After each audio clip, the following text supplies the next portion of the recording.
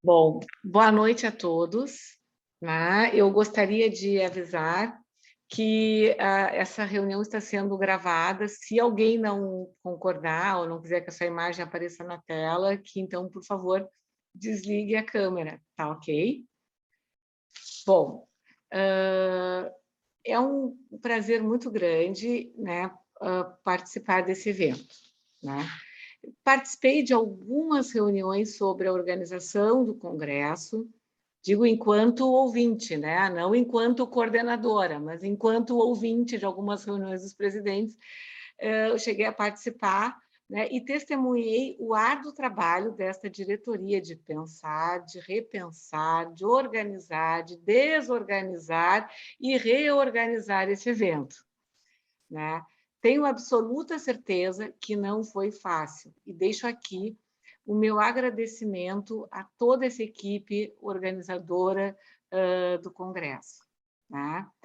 Bom, com todo esse processo em andamento, lembro de Edgar Morin, né, com o seu paradigma da complexidade, né? Segundo ele, é uma forma do pensamento que toma não somente o princípio da explicação sobre a ordem dos fenômenos, né? Leis, determinismos e irregularidades, mas também a desordem, né? O incerto, o irregular, o indeterminado e o aleatório. Também considera a desordem como uma informação complexa que conduzirá a nossas ordens nunca definidas. O incerto e o inédito formam parte dos saberes atuais. O pensamento complexo não é absoluto, nem totalizante, e inclui sempre um fator de incerteza. Cria condições para transformações de círculos viciosos em círculos reflexivos e virtuosos. Nos desarmamos, então, para a abertura do novo e estamos nos abrindo para o inédito da FEBRAPSE, que é esse nosso novo congresso virtual, né? Então, com isso, eu gostaria de passar a palavra para a Cíntia, que é a presidente da FEBRAPSE, né, para fazer a sua parte de abertura. Então, caríssimos colegas, boa noite.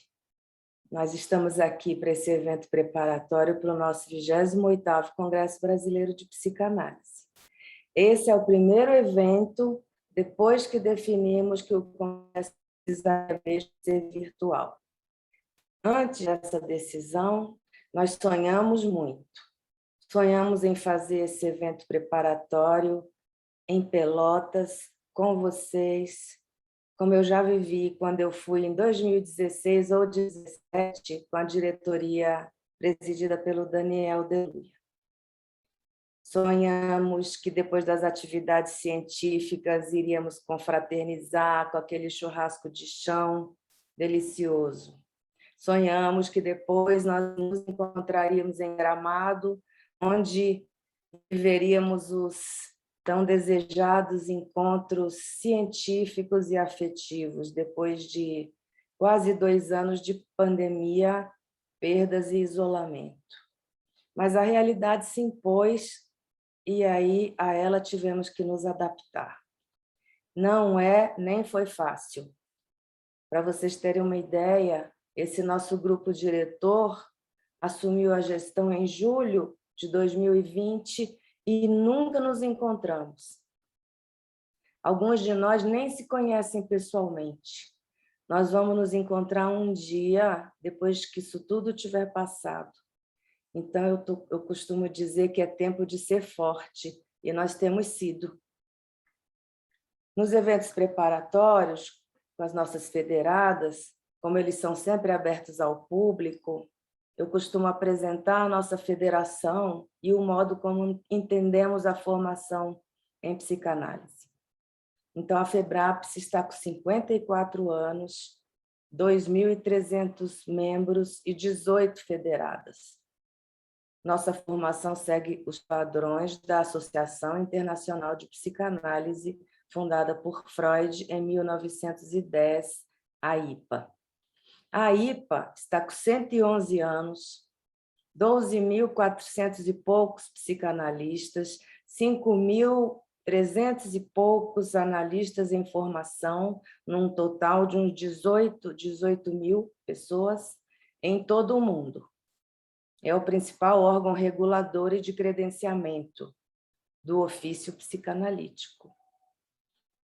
Esses números têm muito significado, considerando a densidade e a amplitude da nossa formação. Não é apenas a IPA que oferece formação de qualidade. Há grupos sérios e estudiosos em ação com formações diferentes da nossa.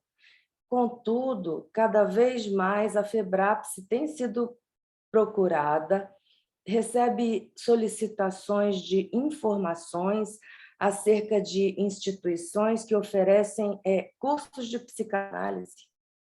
Recebemos denúncias sobre grupos ou indivíduos que se apresentam como psicanalistas, e as pessoas nos procuram para se informar, para denunciar e para solicitar providência que nós não temos autonomia para tomar. Todos nós sabemos que a psicanálise é um ofício, não uma profissão regulamentada. Por sua própria especificidade, ela não deve ser regulamentada por uma legislação qualquer.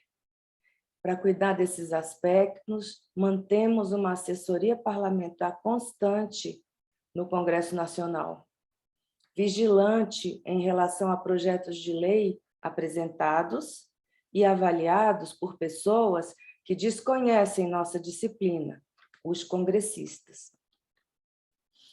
Contudo, esse semestre, nossa diretoria decidiu informar a população acerca da psicanálise que nós praticamos, e há menos de 2 meses lançamos a campanha #psicanáliseé nas nossas redes sociais, sob a coordenação de Marina Bilenque. Solicitamos a todos vocês que compartilhem esses conteúdos, ajudando a espalhar informações verdadeiras e úteis à população necessitada e desinformada.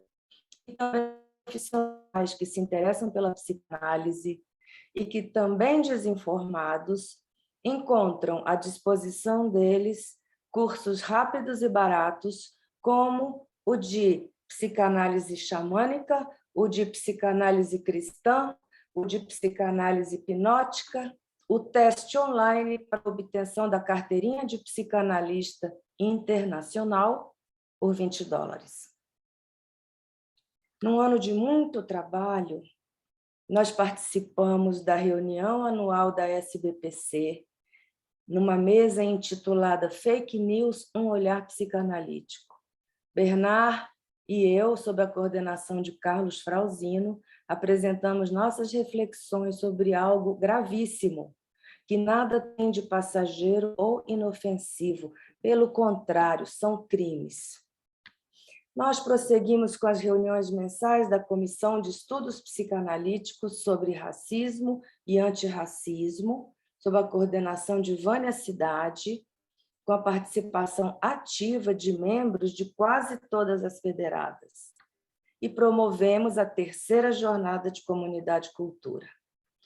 As atividades da Comissão de Infância e Adolescência, depois da apresentação da peça de teatro Gabi, tivemos o evento Infância e Adolescência Laços de Amparo e também o primeiro simpósio Infância e Adolescência, coordenado por Joyce Goldstein e Rossana Nicoliello.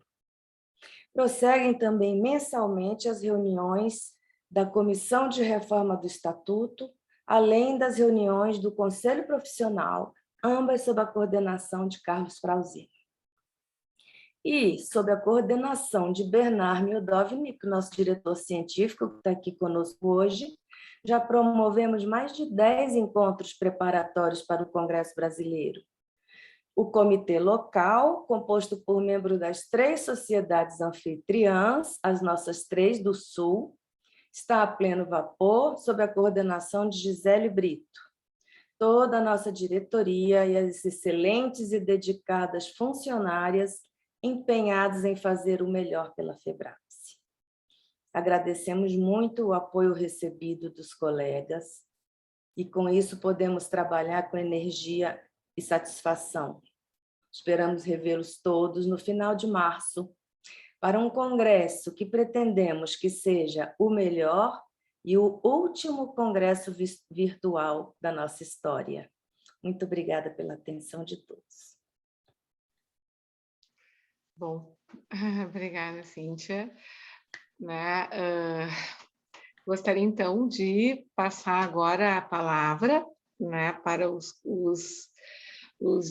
diretores científicos, né, das 3 sociedades. Gostaria de chamar a Cristiane Paixão, né, primeiro, da Sociedade Brasileira de Psicanálise de Porto Alegre. Cristiane, contigo.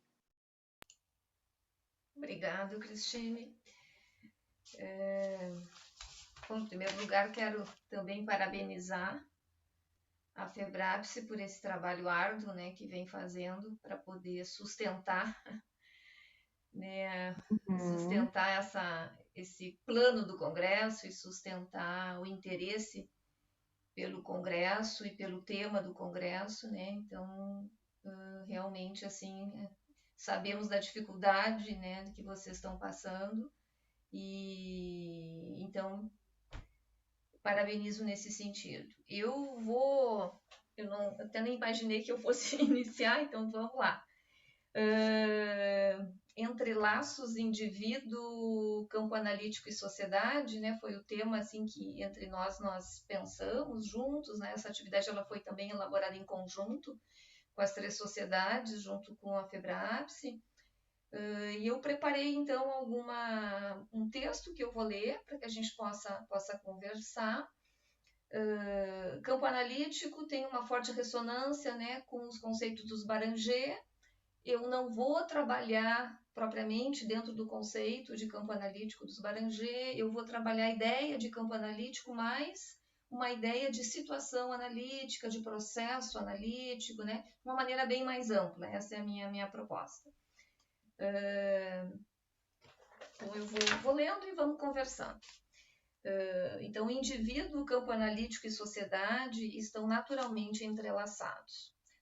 Digo naturalmente, tendo em vista que o campo analítico, a situação analítica, é, por definição, um campo de tensões. Não é harmônico e nem confortável, e nem é desejável que seja. O campo é uma zona de tensão que combina elementos da vida psíquica que fazem o sujeito sofrer e em relação ao qual ele não quer abrir mão facilmente, com elementos do mundo externo que repercutem no setting analítico. Sem esquecermos que dentro do setting analítico temos o encontro de 2 subjetividades, que não estão em pé de igualdade, já que do analista se espera que o seu ser não se sobreponha à sua escuta. O analista não apenas vive e trabalha nos termos da situação analítica, ele também vive e trabalha no contexto da situação social e política do seu tempo. Escreve Ogden. Esse é um texto, esse eu retirei do Ogden, é um texto de 2005 do Ogden que diz do que eu não abriria mão. Inclusive está publicado na revista da SPPA. E quando o Ogden fala disso, quando ele refere posiciona o analista, né, trabalhando dentro de uma situação social e política do seu tempo, ele exemplifica com a experiência descrita por Davi Rosenfeld, que acompanhava os desaparecimentos, entre aspas, né, nas ditaduras militares do Chile e da Argentina, em que ele dá um testemunho do peso suportado pelo analista ao reconhecer e conservar-se atento a ambos os estados, o estado psicológico individual e o contexto social externo. Algo análogo ao peso que sentimos ao trabalhar sobre os riscos da pandemia e, sobretudo, em um contexto de ameaça à vida, em um grande esforço de manter-nos atentos ao outro, sem por isso tratar de forma direta os acontecimentos e nem revelar ou debater nossas posições políticas. Aqui eu vou começar a entrar, né, justamente nessa função, na ideia de sustentar a função analítica em condições que às vezes são um tanto adversas. Freud, quando diz que a técnica analítica impõe uma lei ao analista de que o tratamento seja conduzido em uma atmosfera de abstinência, já nos informa da necessidade de manter um estado de tensão, de desconforto que incite a mudança. Diz ele que o anseio e a necessidade funcionam como forças motivadoras do trabalho analítico. Se forem plenamente atendidas, ganha a neurose, ganha a doença. O paciente atinge seu objetivo, mas o analista não atinge o seu. Como psicanalistas, defendemos a atemporalidade do inconsciente, o que não significa indiferença ao espírito de uma época. Nem a realidade psíquica é uma mera expressão do mundo circundante e nem o inconsciente está imune às mudanças sociais. O contexto histórico e social funciona como um resto diurno, tal qual o modelo do sonho, ao captar elementos do dia anterior para construir sua própria realidade. Quando alguém solicita análise, traz consigo sua história relacional, seus afetos e suas pulsões, e encontra um outro indivíduo, o analista, que também carrega em si a sua própria história, com seus afetos e pulsões, ambos habitantes de uma determinada atmosfera social. A diferença é que a escuta do analista está orientada por seu próprio inconsciente, mas também por suas teorias e sua técnica aprendida na sua história pessoal analítica. Considero essas as ferramentas principais de um analista. Mas há coisas da pessoa que não são. Suas convicções políticas ou religiosas, seus preconceitos, seus desejos e ideais e também a sua inveja. Por outro lado, é impossível e até indesejável negativá-las a ponto de não sentir nada enquanto estamos escutando alguém. A questão para o analista será sempre o que fazer com o que sente. Que destino dará isso? A contratransferência é um fato.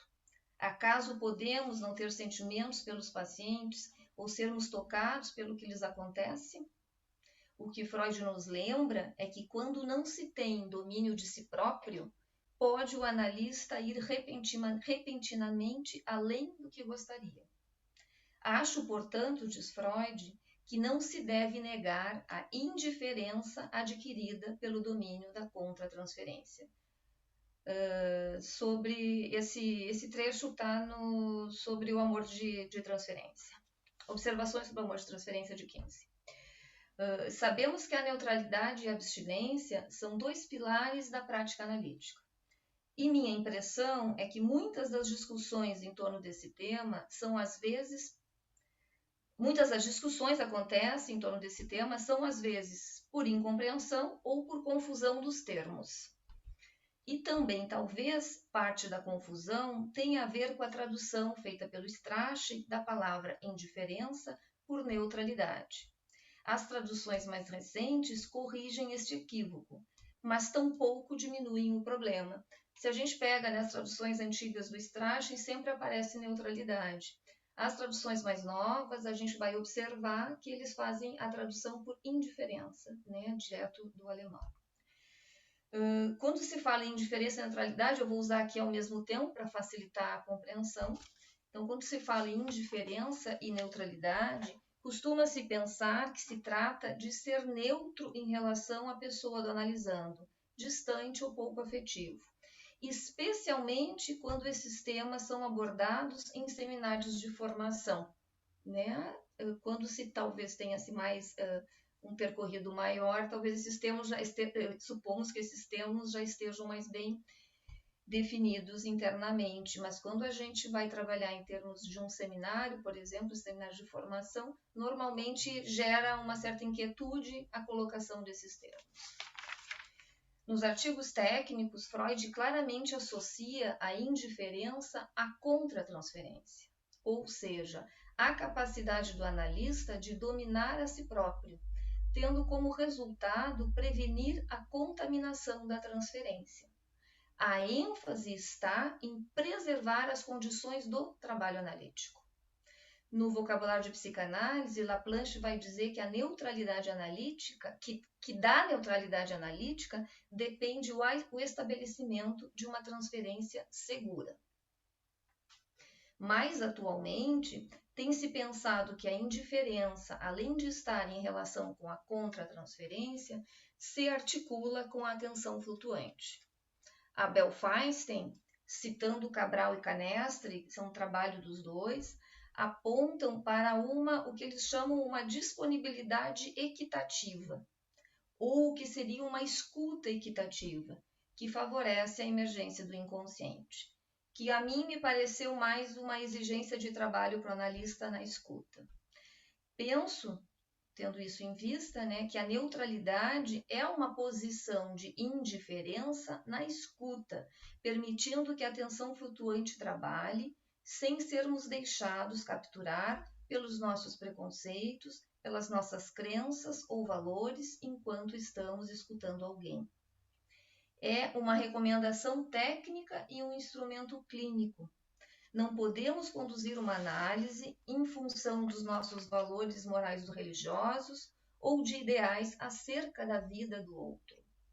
Bem como não podemos interpretar alguém tomando sempre a contratransferência, num risco de tratar a contratransferência, que é do analista, como a via régia do inconsciente do paciente. É como sonhar com o paciente e achar que isto é do paciente depositado em nós, é algo dele depositado em nós. O sonho é do sonhador e, portanto, deve ser tratado como um produto do inconsciente do analista. A abstinência está associada à neutralidade e tem na demanda de amor o seu correlativo clínico. Definir a diferença entre os conceitos, ou tentar estabelecer alguma diferença, serve apenas para ajudar a pensar e interrogar-nos sobre o nosso fazer clínico, especialmente tendo em vista a formação de um analista, função principal dos nossos institutos, onde muitas vezes querelas institucionais, a política institucional invade os divãs. Saber manejar com atenção no espaço aberto entre a instituição e o divã é função do analista. Quando estamos escutando alguém, deixamos os conceitos de lado, na melhor das hipóteses, nos deixamos guiar pelo nosso inconsciente, pois ali, na hora H, no calor da transferência, muitas vezes escorregamos da cadeira, avançamos um sinal ou recuamos diante de um conflito, para então voltarmos a ocupar o nosso lugar. Durante uma sessão, em geral, o analista não sabe por que disse isso ou aquilo, apenas disse ou fez, espontaneamente, usando como base a sua própria experiência e as suas teorias. Em outras palavras, podemos dizer que no momento da sessão, o seu inconsciente e a experiência que cada um faz com ele respondem pelo analista. A relação analítica é uma das relações humanas mais íntimas que alguém pode ter consigo mesmo, atravessado pela presença de outra pessoa. É uma forma de intimidade dentro de um contexto de formalidade.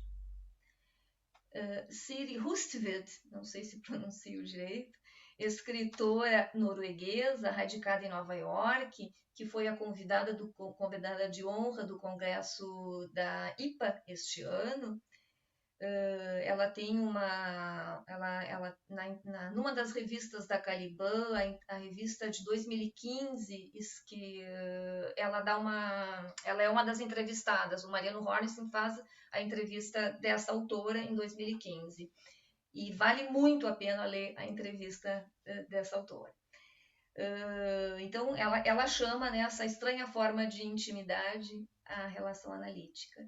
E ela diz assim, ela define então o encontro analítico como essa estranha forma de intimidade. O paciente sabe muito pouco sobre o seu analista, mas sabe que está seguro e está melhorando.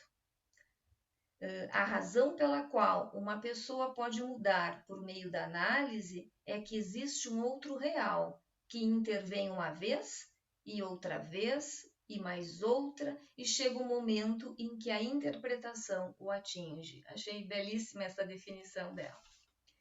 A história de uma análise não pode ser contada. Ela é vivida e experimentada. É uma forma muito íntima de intimidade consigo mesmo, para de repente, depois de muitas conversas, intermináveis conversas, algo acontece. A chave vira e o carro anda. Não se entende como aconteceu, mas a mudança aparece, não se pode traçar a rota, apenas se desenha o arco. É isso. Espero que a gente possa conversar depois. Obrigada. Perfeito, Cristiano. Muito obrigada. Né? Agora, passo a palavra ao Maurício Marques e Silva, né? Coordenador científico, né? O diretor científico, né? da Sociedade Psicanalítica de Porto Alegre. Maurício, agora contigo. Bom, obrigado, Cristine. Boa noite a todos. Quero agradecer o convite. Achei o título instigante e pensei em trazer algumas ideias, fazer um trânsito assim sobre esses diversos níveis do inconsciente, o social, o do campo e tentando chegar até o indivíduo nessa direção assim do social para o indivíduo. Eu fiz um PowerPoint aqui que eu acho que ajuda a acompanhar. E vamos ver se vai funcionar.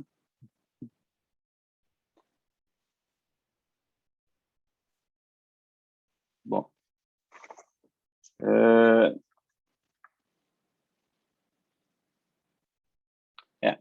Então, eu pensei em tomar essa proposta do título, Entrelaços, Indivíduo, Campo e Sociedade, pensando na multidimensionalidade do inconsciente, de alguns aspectos que têm sido tratados por autores de fora da psicanálise, que tem essa dimensão, até tentando chegar na gente, na psicanálise propriamente dita.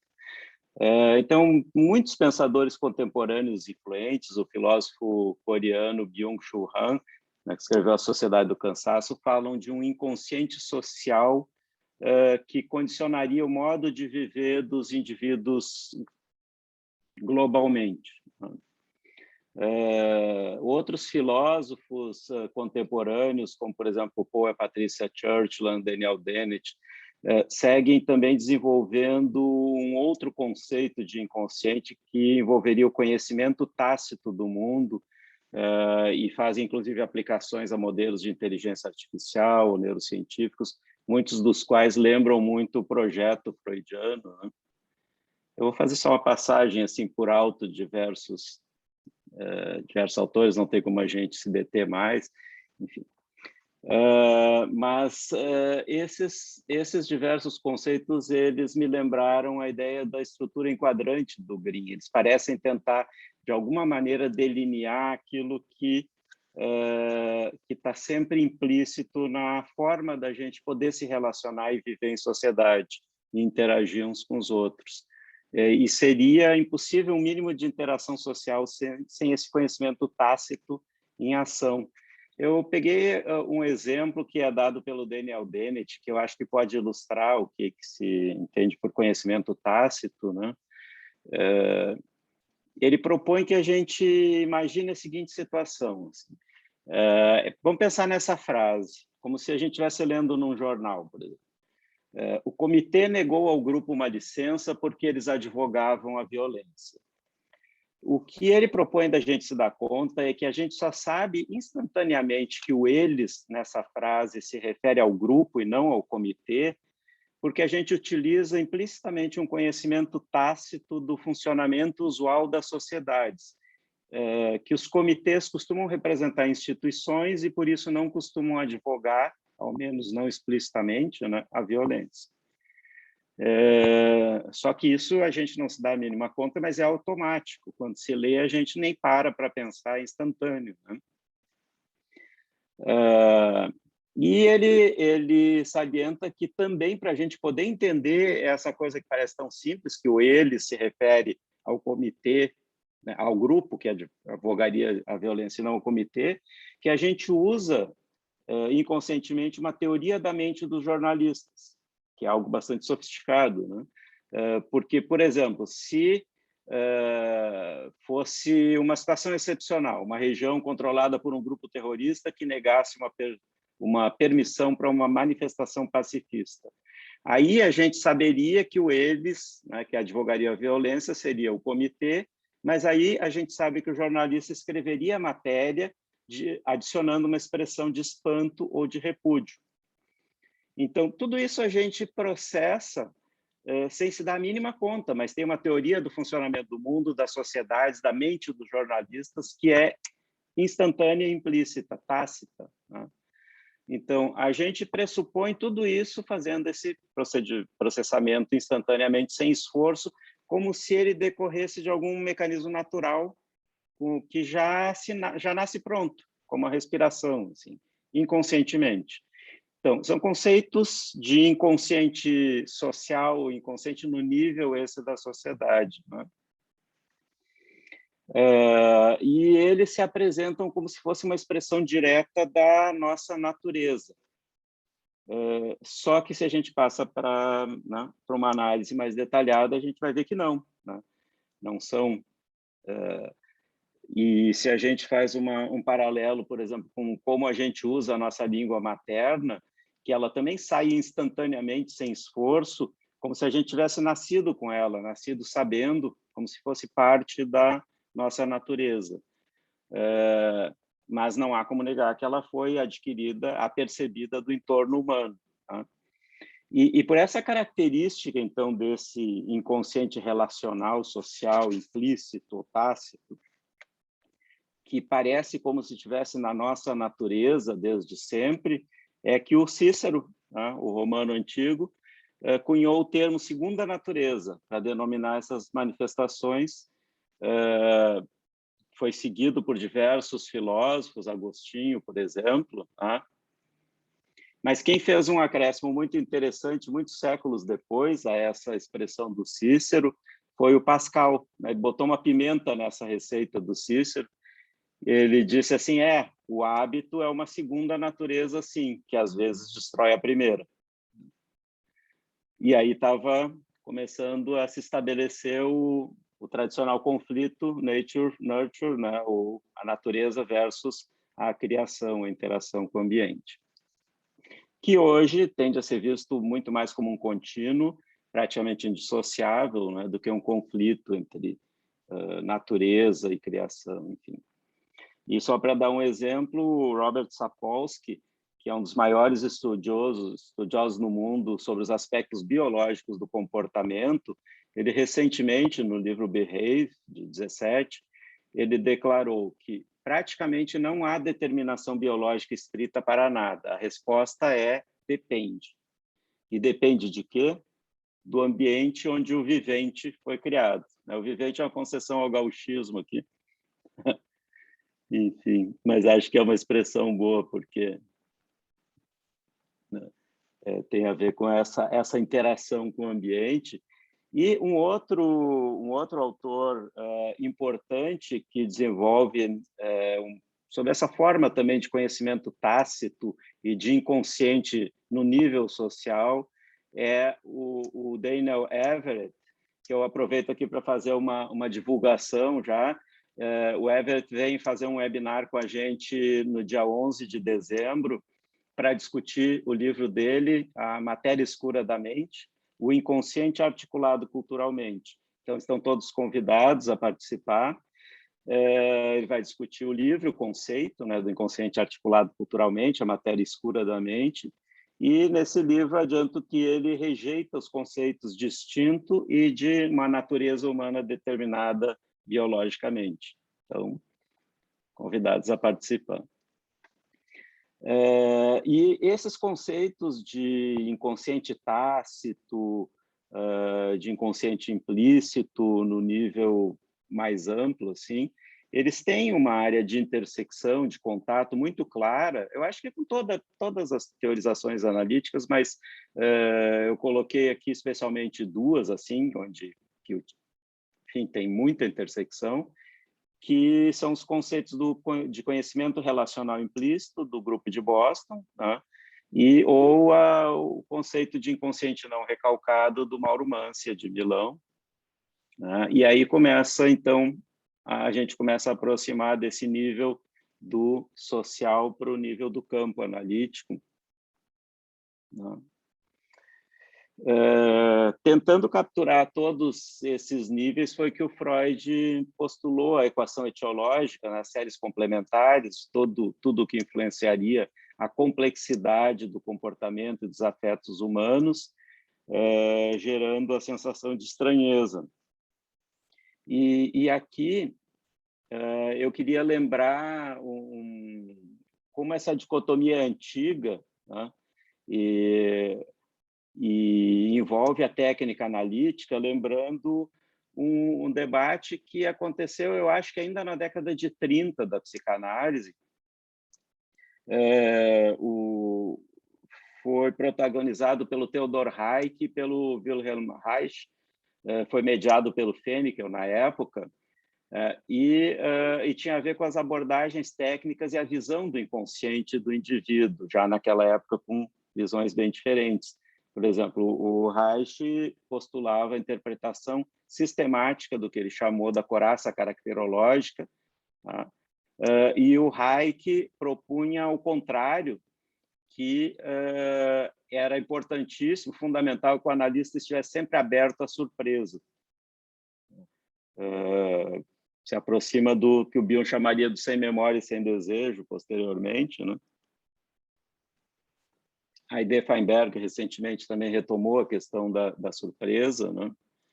E é interessante a gente observar o destino desse debate através do destino dos protagonistas, do Hayek e do Reich, né?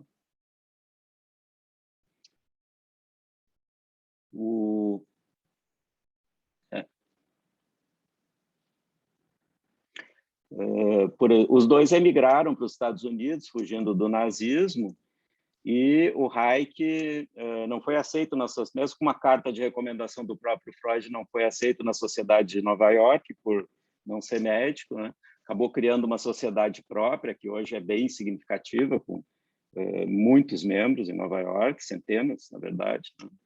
Assim, e ele acabou sendo um precursor da teoria dos campos, né? Com uma vasta obra que acabou ficando pouco conhecida na psicanálise, assim, mais ligada às sociedades da IPA, acho que por essa separação inicial lá, mas ainda eu acho que na década de 40, um texto dele, Como se chega a ser psicólogo, ele propõe que, por exemplo, que o ter sido observado pela mãe com amor e sintonia no início seria um precursor da futura capacidade de dissociar um ego observador que observa a si e ao paciente em interação, né? A teoria dos campos, né? Mais tarde, ele também escreveu Escutando com o Terceiro Ouvido, que vai na mesma direção do segundo olhar dos Baranger, né? E depois do terceiro intersubjetivo do Ogden, Ferro, enfim, autores mais contemporâneos, né? E enquanto que o Reich, né, que advogava aquela técnica rígida de interpretação sistemática da dita couraça caracterológica, acabou desenvolvendo uma psicose paranoide, delirante, acabou morrendo num presídio americano, assim. Aqui eu botei uma imagem do livro do Peter Reich, do filho do Reich, que conta, é muito bonito, quem não leu esse livro, vale muito a pena ler um depoimento dele da infância com esse pai fascinante e louco, né? Assim, que foi desenvolveu depois daquela proposta de técnica rígida, né? E aí se foi indo para as diversas formulações, né, de campo analítico, de interação.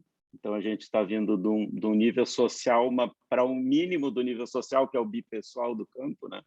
Assim, do terceiro analítico, chegando até o que o Ferro, por exemplo, chega a afirmar que a ideia de duas pessoas estando juntas de uma forma neutra é ridícula, né? Essa palavra no New Analysis Guide, né? O Guia do Mochileiro das Galáxias, Guia do Analista das Galáxias, e que propõe uma derrubada de modelos, como, por exemplo, a ideia de analisabilidade, né? De um analista julgando de um lugar superior e isento se um paciente é analisável, né? Ao invés de tentar apenas sentir se aquele encontro entre aquelas duas pessoas, naquele momento das vidas delas, pode gerar algo proveitoso ou não. Né? Mas que o mesmo paciente com outro analista, a mesma dupla em outro momento de vida pode ser diferente. Também o Roussillon, por exemplo, dizendo que um objeto não nasce bizarro, mas se torna bizarro ao não ser acolhido e compreendido. É uma concepção de objeto bizarro dentro da teoria do campo. Né? A psicanálise relacional americana tem uma teoria mais radical até, né? Que a gente não tem tempo de entrar aqui, mas né? Que tudo parte do campo. Tá? E aí, se a gente vai nessa direção, partindo dessas ideias de um inconsciente social, passando por esses conceitos mais recentes de campo, a gente pode se perguntar assim, o que resta, então, para o indivíduo, para as pulsões, para as defesas, dentro dessas concepções. E o que eu acho é que resta tudo, porque se a gente pega mesmo um autor como Everett, que tem uma posição bastante forte assim com relação ao inconsciente criado culturalmente, mas mesmo ele sustenta que só no indivíduo e em suas particularidades, né, de cada indivíduo, é que a matéria escura da mente, como ele chama, se manifesta e tem sentido. E que mesmo distorções sociais graves, como racismo e todos os preconceitos nocivos, vão estar sujeitas aos usos próprios, né, de cada indivíduo ou grupo.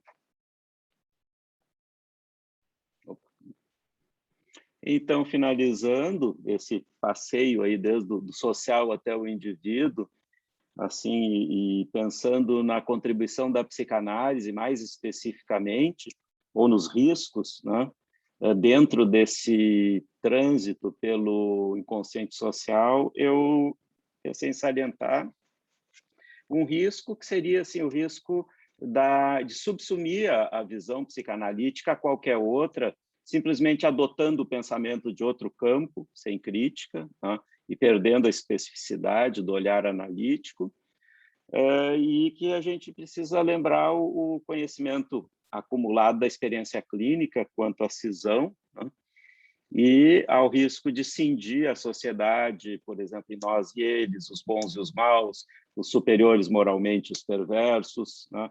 E a tentação de caricaturizar, né? O que não é espelho, como o Caetano dizia. Então, foram algumas ideias que eu pensei assim dentro da proposta de entrelaçar os níveis do inconsciente, desde o social até o individual, para ver se a gente consegue para lançar o debate e instigar. Muito obrigado. Gina, nós que agradecemos aqui, Maurício.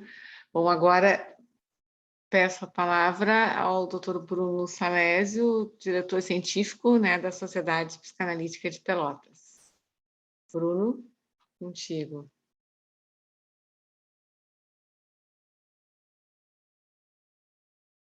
Está sem microfone. Tu está sem microfone. Primeiro, uma brincadeira. Como é chato a gente ser velho, porque é chamado de doutor. Segundo é o seguinte, eu estou muito contente hoje de estarmos aqui reunidos com pessoas locais da nossa sociedade e com pessoas de fora, como uma maneira de a gente se juntar e pensar um pouco algumas ideias. Eu reuni algumas ideias e vou falar sobre elas. E vou seguir numa ordem inversa ao que o Maurício colocou, vou falar do indivíduo até a sociedade. Só quero registrar que estes subtítulos, o título Entre Laços, foi um consenso na nossa sociedade. E o subtítulo foi o Maurício que sugeriu. indivíduo, campo analítico e a sociedade. Primeiro, eu queria trazer a ideia de indivíduo, que não é uma noção freudiana. Freud usou o indivíduo no mal-estar da civilização, no vínculo e sua oposição com a cultura. Fora disso, ele muito pouco usa a palavra indivíduo. O tratamento psicanalítico pressupõe a existência de um grau suficiente de autonomia psíquica, de individualização, até mesmo de subjetivação. Isso é uma ideia inicial da psicanálise, porque a gente sabe hoje em dia, quando a gente trata de estados primitivos, não há essa individualização, né? Um termo que está ligado a indivíduo, que é a individuação, é um termo de Margaret Mahler, que trabalha a questão da simbiose e da indiferenciação. O termo sujeito, que eu coloco aqui como para nós discutirmos qual é a proximidade ou não que existe entre sujeito e indivíduo, o sujeito tem toda uma outra estruturação conceitual. E daqui a pouco a gente chega lá, né? O Margaret Mahler fala, então, em separação e individuação. Blecher fala em símbios e ambiguidade. Bowlby em apego e separação, com uma visão etológica. Mijolat fala em dimensões intrasubjetiva, intersubjetiva e intergeracional. Winnicott fala em integração, personalização, não integração. E o que mais me chamou a atenção foi, no que eu li, que o Winnicott se refere à personalização como o produto do toque entre a mãe e o bebê. Ali, o bebê se personaliza, portanto, é uma experiência corporal de toque e que vai estruturando o psiquismo, né? Quanto ao sujeito,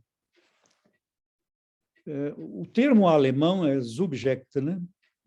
E que vem do latim subjacere, que é o que jaz debaixo de. Então, o sujeito, ele é um produto de uma experiência que o constitui e que deixa um reliquat, deixa um remanescente, que é a subjetividade, né? Há que falar também do sujeito do inconsciente, em sua dimensão desconhecida, sua excentricidade de si para si mesmo. Sujeito é esse ele de que fala, um precipitado de identificações, e torna-se o lugar do desconhecimento. E é do outro que a linguagem adquire o seu sentido, do qual o sujeito é o efeito, o outro de Aristóteles, que veicula ao suposto saber de um sujeito. Apenas para situar um pouco temporalmente a palavra sujeito, que Lacan colocava que o sujeito é representado por um significante para outro significante, eu queria lembrar posições históricas. O sujeito cartesiano da certeza, o sujeito abolido da ciência, o sujeito pessoal da autoafirmação, o sujeito linguístico do enunciado e o sujeito da enunciação. Tudo isto coloca a questão da subjetividade, onde o sujeito é um sujeito da pulsão, ao fazer do sujeito o sujeito da pulsão, cabendo-lhe ora conduzir e ora ser conduzido por ela.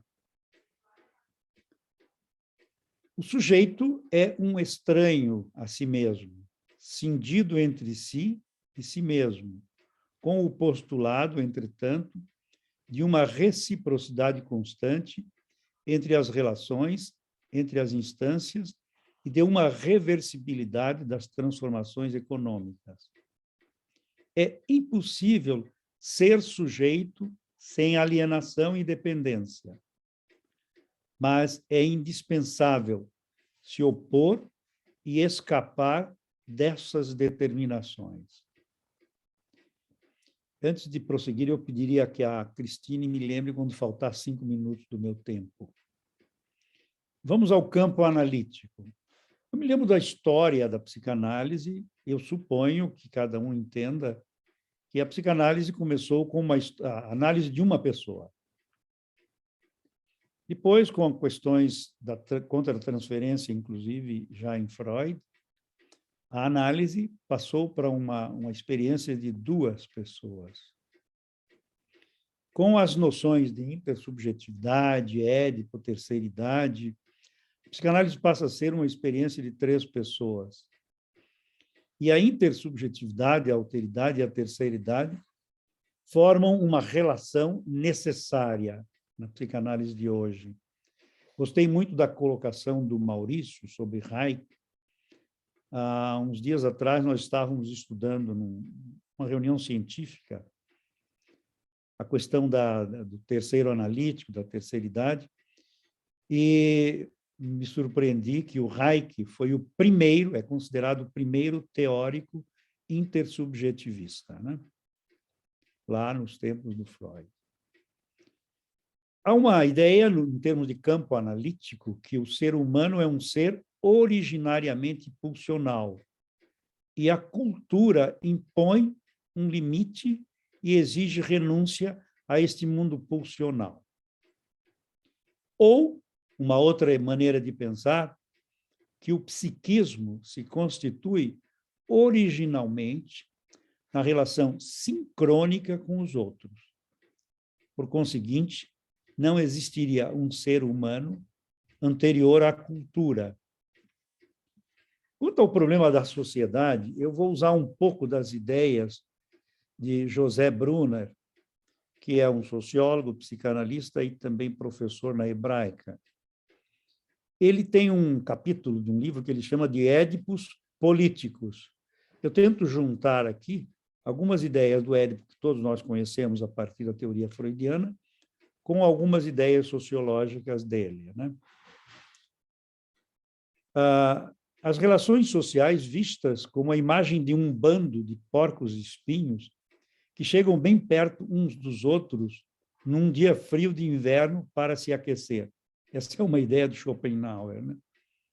A inevitável ambiguidade em relação à existência do outro está na base do pensamento social. Os outros são necessários à sobrevivência física e afetiva de cada um, uma vez que proporcionam cooperação, proteção, satisfação e amor buscados. Os homens são criaturas em cuja dotação pulsional figura uma parcela poderosa de agressividade. O semelhante é que é para eles não apenas um auxiliar ou um objeto sexual em potencial, mas também alguém que lhes desperta a tentação de satisfazerem sua agressividade nele, de explorarem sua capacidade de trabalho sem remuneração, de o usarem sexualmente sem seu consentimento, de se apoderarem dos seus bens, de o humilharem, de infligirem dor, de o torturarem e o matarem. Freud coloca assim, homo homini lupus, né? E aí é que entra o conceito de uma hostilidade mútua primária. O que torna política uma teoria das relações sociais não é uma referência ao âmbito público, aos partidos ou aos governos, mas seu interesse pelas estruturas e dinâmicas de poder e autoridade. Essas ideias se aproximam bastante das ideias do Freud nos seus textos sociais, né?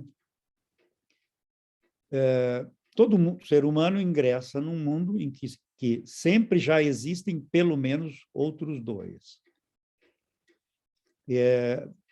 Há uma ideia da dialética entre o desejo e a autoridade paterna.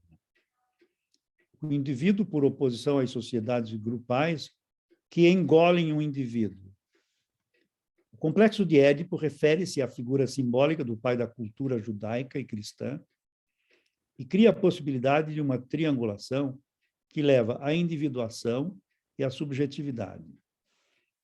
A história da cultura ocidental é marcada pela passagem de um modelo holístico da Idade Média para uma sociedade do indivíduo, com uma ascensão da subjetivação que caracteriza a modernidade.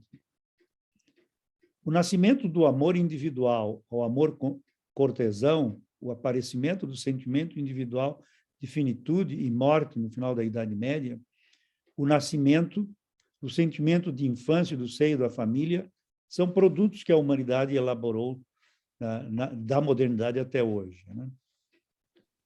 Neste sentido, a infância e a adolescência tornam-se classes etárias no século XIX e, ao mesmo tempo, etapas do desenvolvimento psíquico.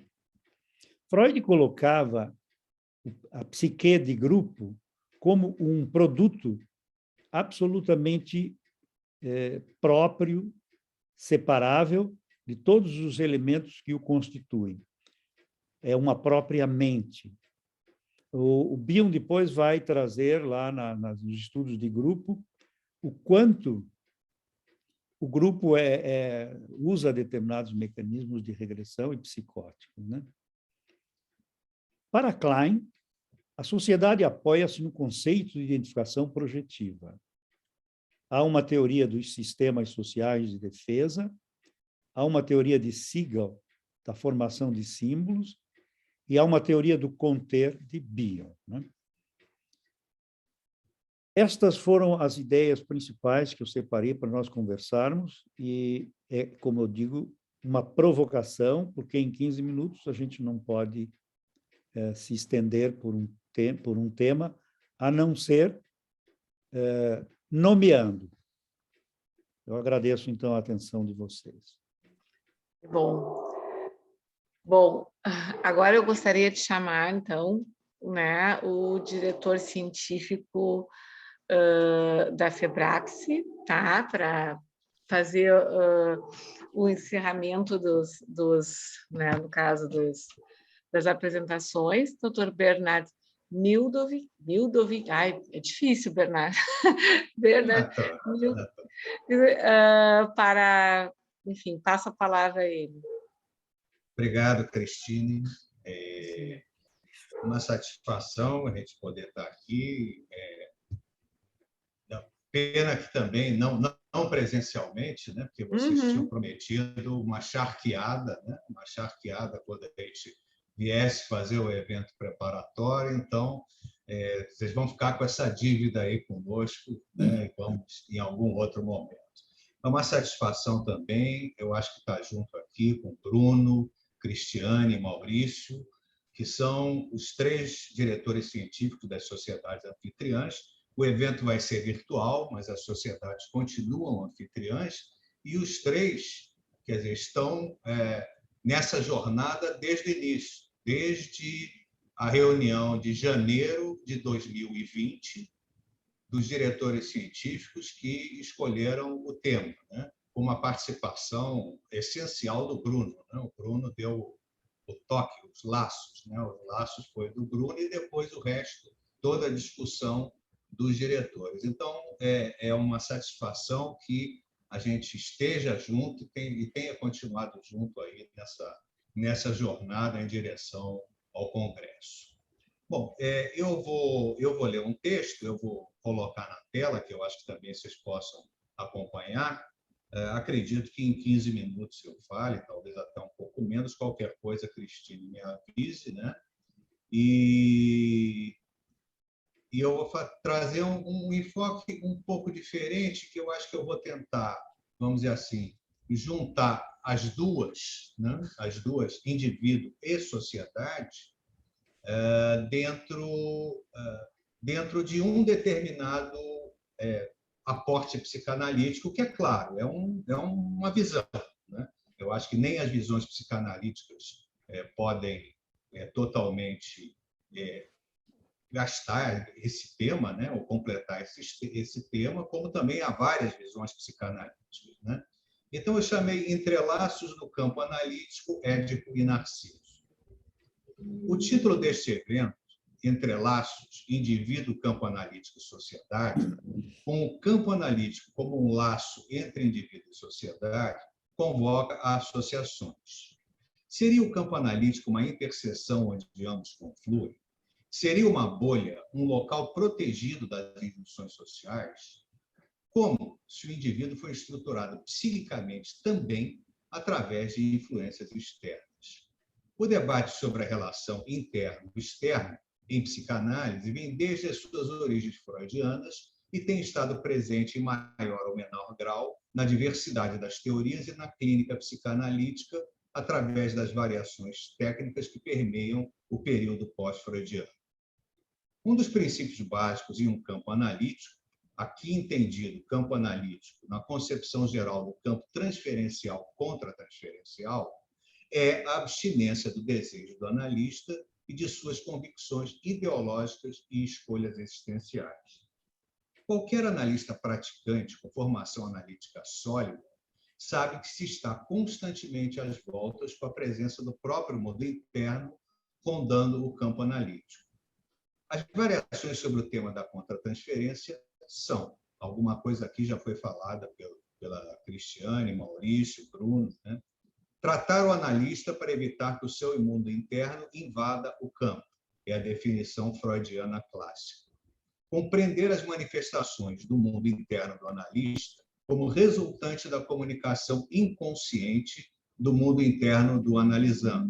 É o primado da identificação projetiva, quer dizer, dentro da teoria kleiniana, desenvolvida praticamente por Hacker e por... não foi Betty Joseph, foi... agora me esqueci, daqui a pouco eu lembro. Perceber o mundo interno do analista como co-construtor de campos específicos, campos analíticos específicos. Paula Heimann, junto com Hacker, né? Aí, no caso, interrogações sobre a influência da subjetividade do analista. E possibilitar que atos não neutros, em certa medida e sob certas circunstâncias, se apresentem no campo psicanalítico. A pessoa do analista emergindo em momentos de ruptura, como nos enactments, por exemplo. Aqui eu até associei um pouco com o que o Maurício trouxe sobre surpresa, né? Do Theodor Hayek e depois a ideia Feinberg. Né? O momento de surpresa que, às vezes, se resolve em certos momentos de ruptura. Durante a pandemia, com frequência nos vimos às voltas com o real do analista, com a perda episódica ou diminuição da assimetria, com momentos em que se esvaiu como no dizer dos Baranger, a ambiguidade em que todas as coisas que acontecem no campo sejam necessariamente outra coisa. Né? No caso, é uma forma de ver a transferência. Né? Um tempo de exceção, como esse que nós estamos passando, né? Acredito que estejamos saindo, né? Mas ainda estamos nele. Né? Um tempo de exceção comporta flexibilidades, mas, ao mesmo tempo, pode nos ajudar a refletir sobre a prática clínica cotidiana, pois um processo psicanalítico em tempos de relativa paz também tem momentos de exceção, talvez exceções que confirmem a regra fundamental. Neste sentido, destaco situações que são descritas por autores como Kerber, no trabalho com pacientes borderline, Ogden e aqui na Febrapse com Roosevelt Cassol. Como relacionar psicanaliticamente o indivíduo, no caso, como o Bruno falou, né, o sujeito psicanalítico e a sociedade, a cultura, como nos referimos em psicanálise, e o campo psicanalítico, conforme o que foi referido até aqui. Analista e analisando são sujeitos inseridos em algum grupo com o qual mantém com o seu respectivo grupo uma relação de interdependência. Pode ser o mesmo grupo de ambos em algum aspecto, por exemplo, pertencer à mesma sociedade psicanalítica.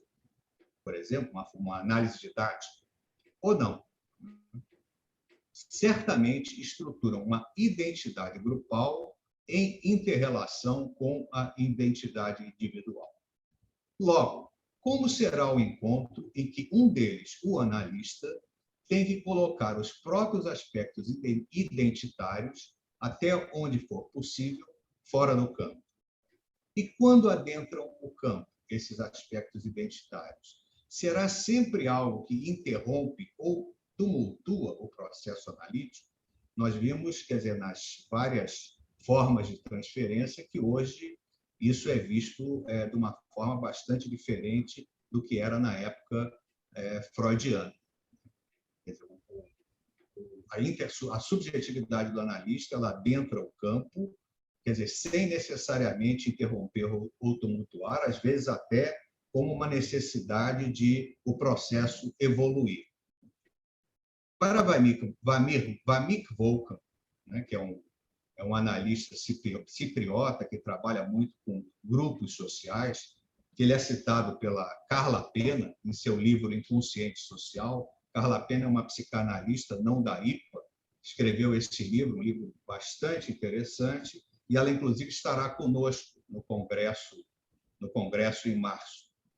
Entre as muitas características que podem estruturar uma identidade grupal, Vamik Volkan menciona o mito ancestral comum. Caso vejamos o campo psicanalítico como um campo envolvido em uma mentalidade grupal própria e a psicanálise como um grupo englobando o conjunto de teorias, de práticas clínicas, de analistas e de analisantes, é certo que todos partilhamos também um mito ancestral comum, que é o mito do assassinato do pai da horda primitiva, descrito em Totem e Tabu, no aspecto de que esse mito simboliza para Freud, né? Freud coloca praticamente toda a teoria edipiana a partir daí, né? Simboliza o prenúncio da triangulação edípica, da instauração da lei e do processo civilizatório, do reconhecimento da falta e da diferença através da castração simbólica. Salman Akhtar, analista de origem paquistanesa radicado em Londres, em conferência no último congresso da IPA, sintetizou bem esse aspecto. Numa mesa redonda sobre violência e destrutividade, ele pergunta: o que é destruição para a psicanálise? Ele mesmo responde: Freud é claro nessa definição. Destrutividade é o incesto. E ele explica: no sentido que é o não reconhecimento de todo o processo civilizatório. Cada escola certamente terá o seu contexto definidor psicanalítico desse processo. Por exemplo, para Melanie Klein, a não entrada na posição depressiva.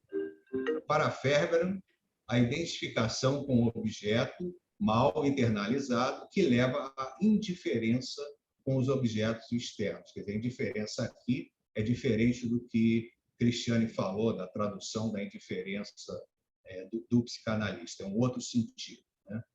Onde há destruição a nível grupal ou a nível individual, há ausência de renúncia ao incesto simbólico, quando não ao incesto real e concreto, como nós vemos nos incontáveis casos de abuso sexual infantil.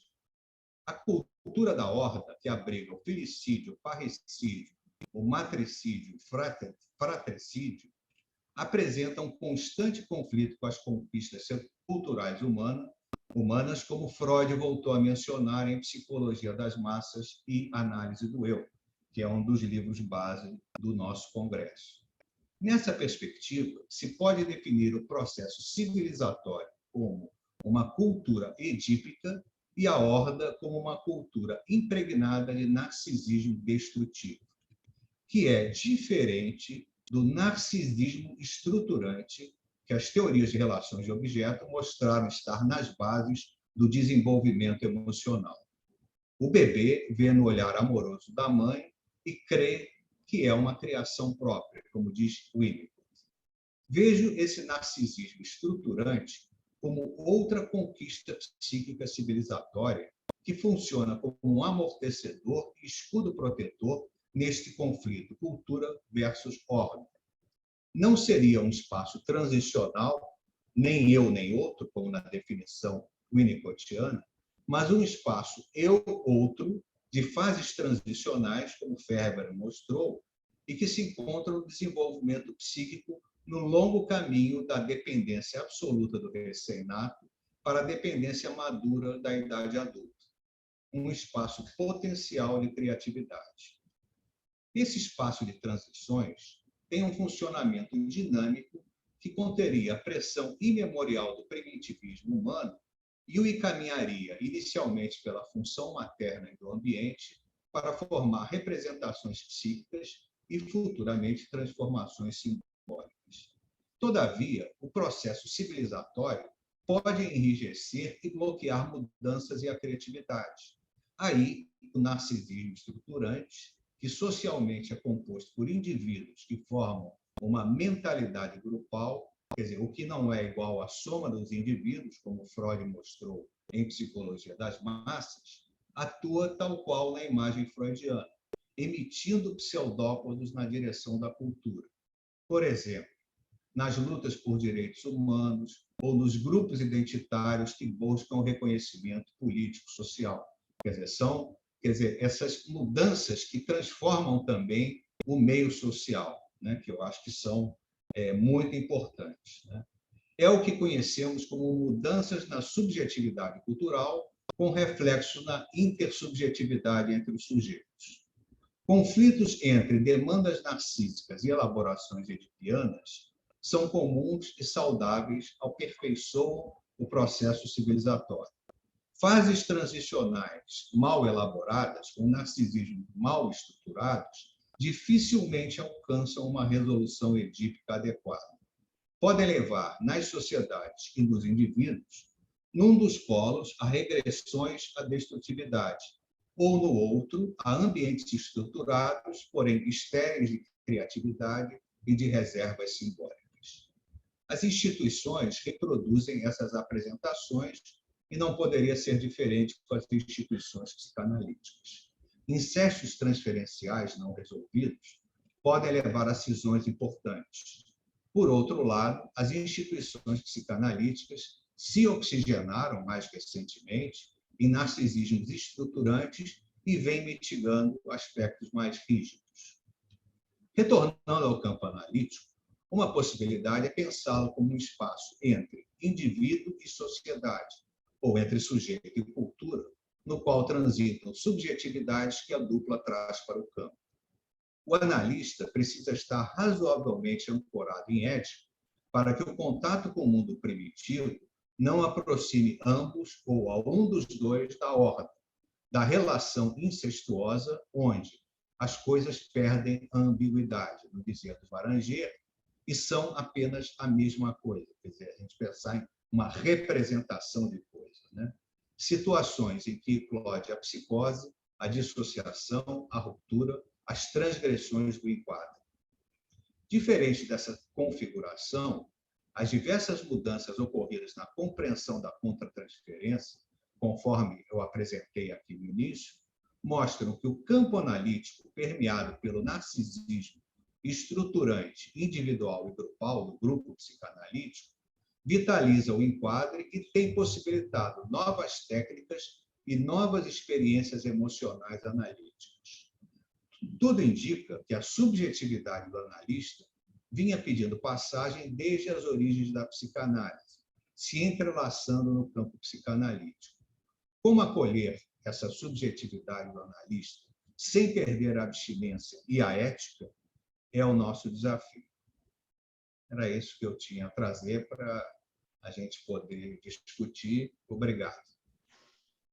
Imagina. Nós que agradecemos, né? Todos nós que agradecemos os trabalhos, né? Do Bernardo, do Maurício, da Cristiane, do Bruno, né? Eu acho que eu estou muito contente, né? Pelo encontro, a forma como esse encontro está se propiciando, né? Acho que foram apresentações belíssimas, né? Cada uma a seu estilo, mas todas se complementaram, né? E eu abro agora para enfim, para nós debatermos enfim, debatermos os trabalhos. Não sei se algum de vocês quer comentar alguma coisa antes ou já abrimos. O que vocês preferem? O que vocês preferem?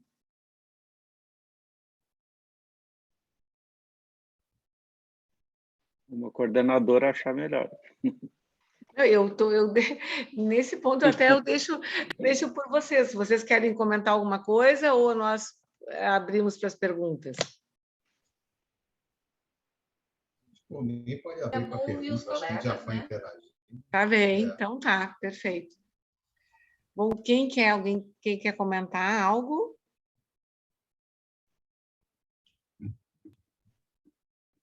Alírio, tudo bom?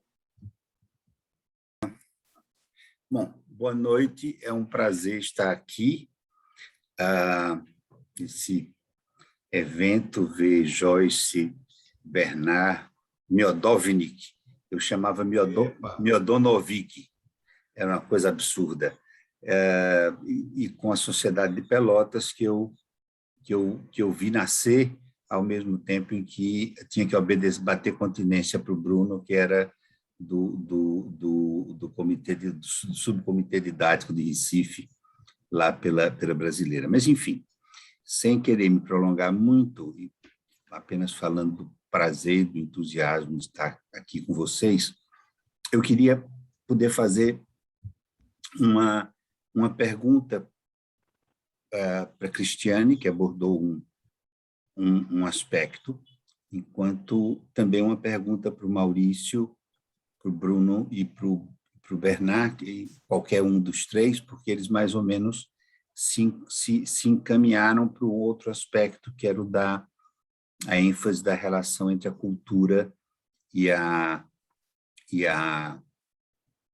o sujeito, embora cada um de uma maneira muito rica e diferente. Gostei muito dos 4 trabalhos, muito instigantes, muito cultos, muito sofisticados, o que nos permite sonhar com um congresso de altíssimo nível, como eu tenho certeza que será. Mas, enfim, para a Cristiane, é uma coisa mais breve. Eu achei muito interessante você destacar a questão da tradução do termo neutralidade com indiferença. Mas eu tenho uma pergunta para você. Será que você concordaria com a ideia de que o termo indiferença, usado em Freud no alemão, e eu lamento terrivelmente não falar alemão para poder entender melhor essas coisas, mas é uma das frustrações que eu levo para o túmulo, mas, assim, essa indiferença não seria semelhante à indiferença no sentido que nós usamos normalmente em português, mas ela está mais próxima da ideia da neutralidade. Eu vejo essa indiferença como não o oposto que Freud se refere, o oposto do amor e do ódio. Ódio e amor não são opostos aos dois, e a indiferença. Não, eu acho que nós temos que poder sentir amor e ódio, mas temos que ser indiferentes à ação. Temos que ser, vamos dizer, indiferentes ao efeito que isso tem em nós, indiferentes à tentação de agir. Interagir, sim, no plano subjetivo. Eu gostaria que você me dissesse se você concorda com essa minha visão. E o segundo comentário, é sempre muito sofisticado e atualmente muito controvertido a relação entre cultura e indivíduo, entre a psicanálise voltada para a cultura, a psicanálise voltada para o indivíduo. Vocês 3 apresentaram o quanto isso é complexo e importante. Mas, como um ex-antropólogo, já não sou há tempo mais que suficiente, eu tenho a impressão que não existe contradição de fato entre o indivíduo e a cultura, porque não há cultura sem indivíduo e não existe indivíduo humano sem cultura. A subjetividade é o que rege, é o elo comum entre as duas coisas. Existem várias apresentações distintas da cultura e elas se articulam e se contaminam, como ensinava Franz Boas, mas elas se mesclam, elas interferem, se modificam, mas, em essência, elas estão tratando do mesmo princípio, que é da expressão à subjetividade que o indivíduo tem. E aí eu lembro que a cultura, eu queria saber se vocês concordam com essa ideia que eu estou tendo, lembrando que a cultura nasce, por exemplo, a gente reconhece o início do ser humano dentro da cadeia arqueológica, quando existe um ritual fúnebre, ou seja, quando existe uma subjetivação do vazio, do não existente, daquilo que é inapreensível no concreto. Então, o que eu estou propondo para vocês estou me delongando demais, mas se vocês concordam com a ideia de que a subjetividade permite que se articule cultura e indivíduo sob uma perspectiva psicanalítica, sem que a gente distorça, criando uma psicanálise cultural. Os culturalistas fizeram isso e criaram o culturalismo. Mas, no nosso caso, é procurar a subjetividade humana, esteja ela presente num ato, num sonho, esteja ela presente num grupo. Queria saber o que é que vocês pensam disso. Desculpe, Cristine, o tempo que eu tomei. Capaz, não, está ótimo. Eu acho que agora, primeiro, antes de fazer outra pergunta, eu gostaria que vocês respondessem, pode ser? A Cristiane primeiro. É a Cristiane primeiro, né? Pode ser, Cristiane? Pode. Tá bem. Responder é difícil, né? A proposta não é responder, a proposta é que a gente possa pensar juntos, Tá. né? Porque eu acho que realmente não temos uma resposta, mas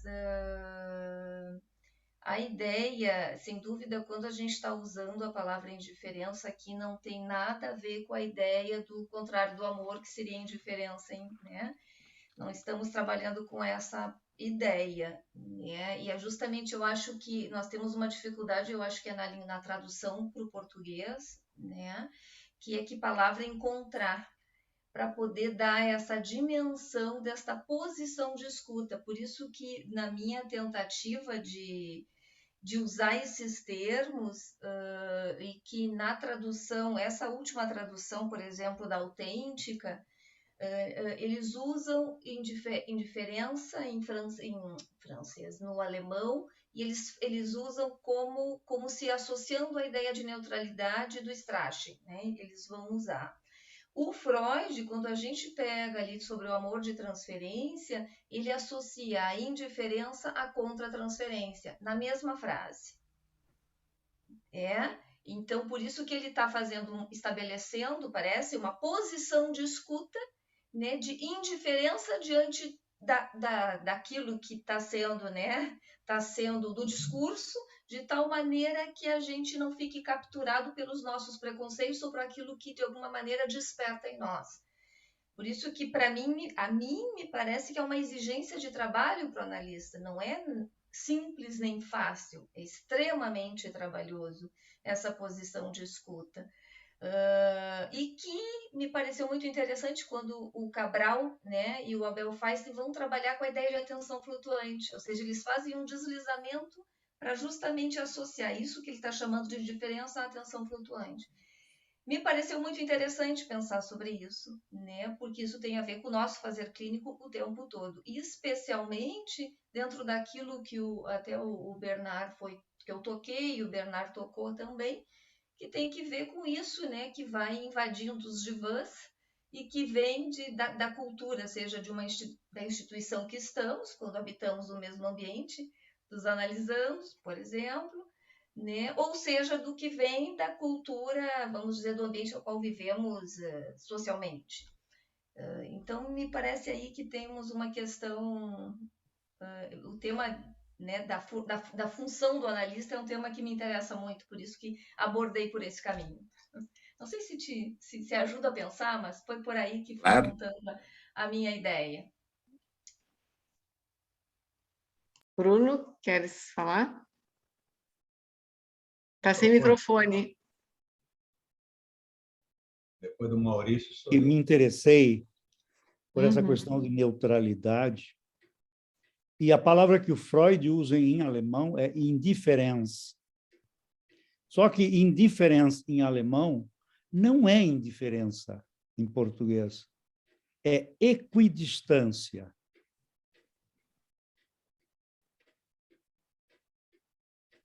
Na tradução aparece como indiferença. Eu fiquei surpreso, Cristiane, porque é o tradutor e traditore, né? Equidade, quem vai usar equidade, quem vai usar disponibilidade equitativa é o Canestre, que vai trabalhar com essa ideia. Ficou mais perto do Freud. Né? Ele põe entre aspas, estou com o trabalho aqui, é disponibilidade equitativa. Né? Infelizmente o Canestre também se foi, né? Há pouco tempo. Sim. É verdade. Agora, Maurício e Bernard, é isso? Eu queria só agregar mais uma visão pessoal, a questão da neutralidade, assim. Eu faz algum tempo assim que eu cheguei a um conceito de neutralidade para meu uso pessoal, né? E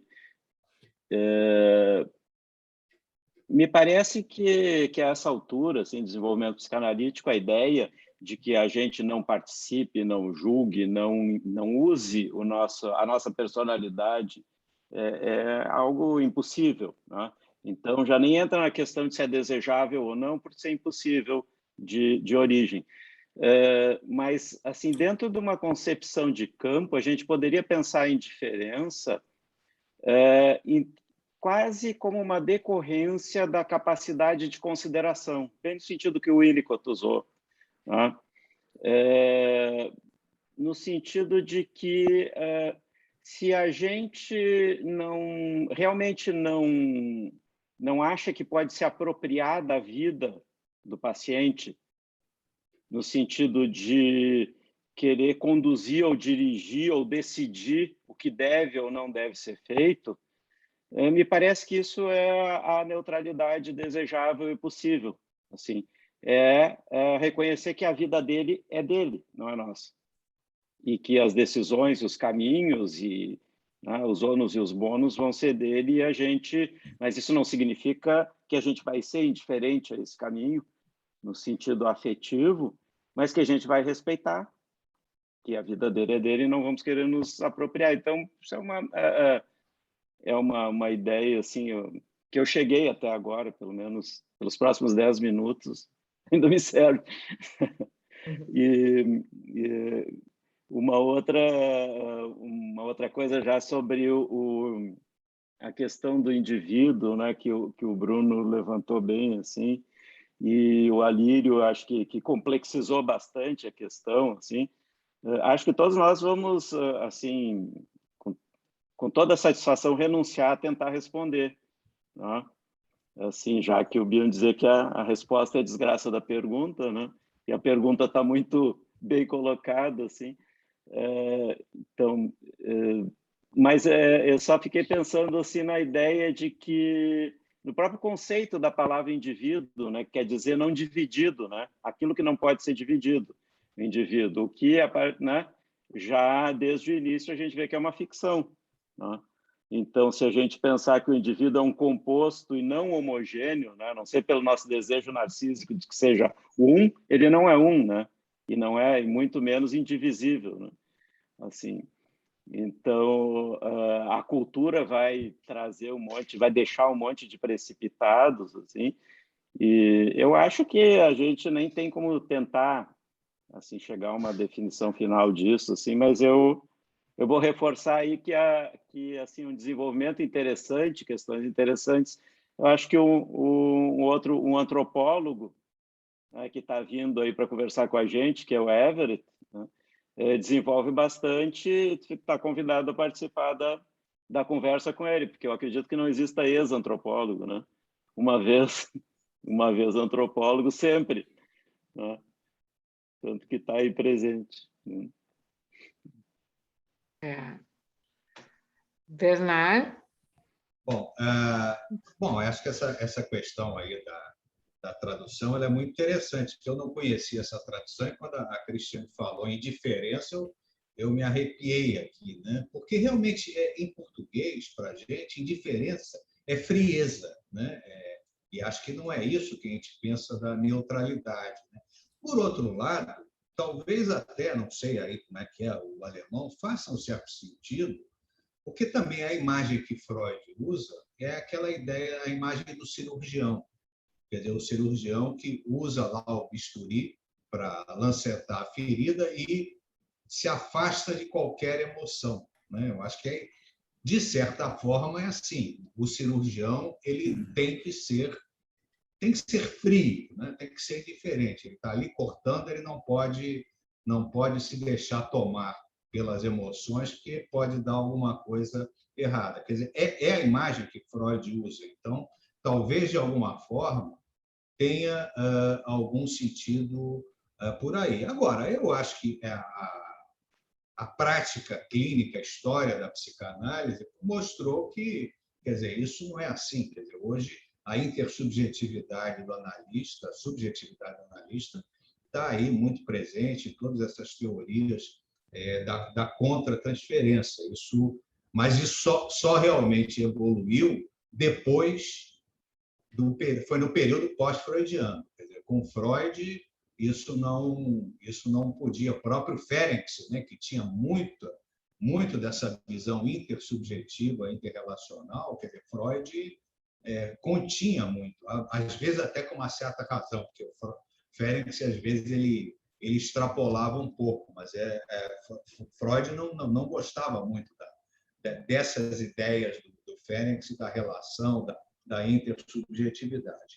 Em relação ao que você trouxe ali, claro, né? Eu, quer dizer, penso muito realmente dentro da teoria, porque para Freud, quer dizer, Freud realmente tem uma visão, eu acho que bastante darwiniana, né? Isso vários pesquisadores já viram isso, estudaram isso, quer dizer, que a cultura, quer dizer, o mito da ordem, quer dizer, ele é um mito, quer dizer, ninguém sabe se isso aconteceu ou não, né? Mas isso serve para Freud como um mito, quer dizer, no sentido dele dizer que a cultura ela está inserida no psiquismo, na formação do psiquismo. Quer dizer, então a gente já nasce, quer dizer, com algo, quer dizer, dessa cultura já inserida, mas que, claro, vai ter inúmeras representações dependendo do ambiente onde a pessoa nasce. Quer dizer, dependendo do país onde se nasce, dependendo do mesmo país, às vezes da mesma cidade, em qual lugar você nasce, quer dizer, tudo isso, quer dizer, vai dar uma diferença subjetiva. Mas tem um princípio básico, quer dizer, que essa cultura ela está inserida no psiquismo, que Freud até tentou caracterizar como proto-fantasia, né? Ele falava nas proto-fantasias. E, quer dizer, que realmente, quer dizer, o processo cultural, segundo ele só funciona porque você já tem alguma coisa ali no psiquismo que você é capaz de receber aquilo. Eu sempre exemplifico, por exemplo, o que a gente conhece dessas personalidades psicopáticas antissociais. Quer dizer, esses indivíduos, quer dizer, eles não têm, isso na minha visão, e eu acho talvez até por algum defeito biológico, né, eles não têm essa inserção cultural no psiquismo, tanto que eles não conseguem aprender. Quer dizer, a destrutividade, eles não aprendem, não há método educacional, não há método corretivo, método prisional que consiga modificar uma personalidade antissocial, porque é como se não houvesse realmente aí uma capacidade de aprendizado. Então, a ideia é isso aí, a cultura ela está inserida, segundo a teoria freudiana, no psiquismo, e os desenvolvimentos realmente vão depender aí do...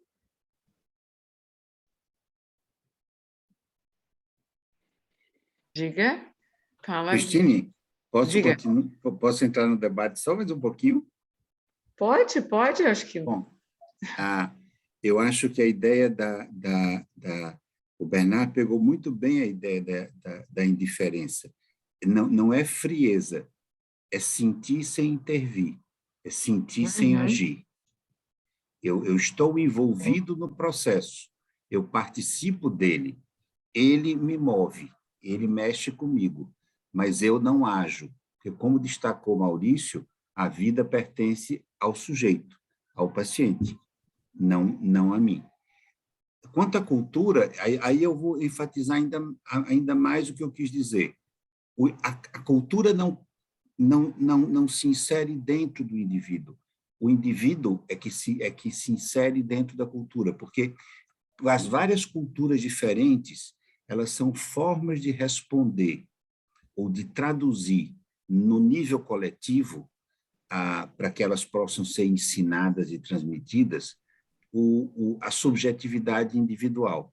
E aí ela o faz de forma diferente. Mas o próprio Lévi-Strauss tem uma frase magnífica dele, que ele diz: a psicanálise não descobre algo fundamental, algo universal, não na busca do incesto, mas em sua interdição. Ponto. A interdição do incesto é o lugar onde ocorre a passagem da natureza à cultura. Então, existe alguma coisa dentro de nós que nos força a construir uma cultura, embora a gente construa culturas diferentes, mas ela nasce do indivíduo, desse incesto, segundo Lévi-Strauss. Ok, desculpe, Cristine, prometo não falar mais, vou desligar o microfone.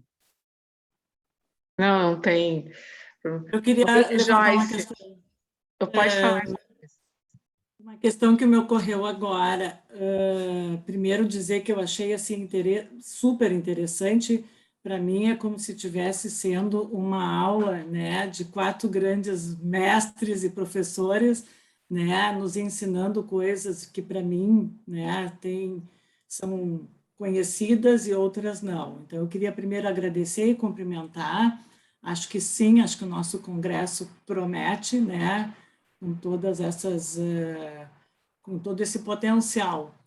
Eu fiquei pensando nisso que o Bernard disse, agora o Alírio, né, trouxe, da questão que o Bernard trouxe, de que a cultura que está inserida no psiquismo do sujeito.